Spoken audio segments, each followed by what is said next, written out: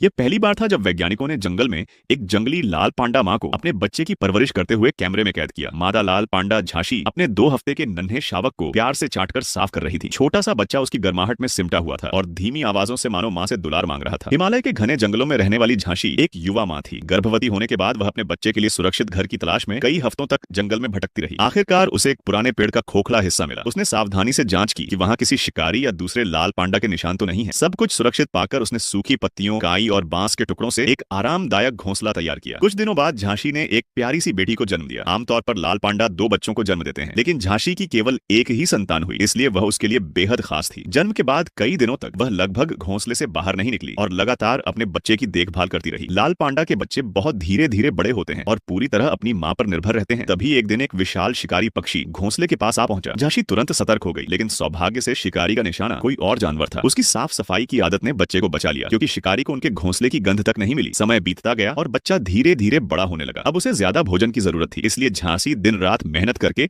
भोजन जुटाती रही। लेकिन असली खतरा तब सामने आया जब एक दिन घर लौटते समय उसने पास में एक तेंदुए को देख लिया। बिना समय गंवाए झांसी पेड़ की पतली शाखाओं पर चढ़ गई और तेंदुए का ध्यान अपनी ओर खींच लिया ताकि उसका बच्चा सुरक्षित रहे। खतरा टलने के बाद उसने समझ लिया कि पुराना घोंसला अब सुरक्षित नहीं है। उसने अपने बच्चे को सावधानी से उठाया और पहले से तैयार किए गए दूसरे घोंसले में पहुंचा दिया। धीरे धीरे नन्ही लाल पांडा ने पेड़ों पर चढ़ना सीखा और पहली बार बांस खाना शुरू किया। कुछ महीनों बाद उसे अपनी माँ से अलग होकर खुद की जिंदगी जीनी होगी और शायद एक दिन वह भी अपनी माँ झांसी की तरह अपने बच्चों की रक्षा करेगी और इस खूबसूरत वंश को आगे बढ़ाएगी।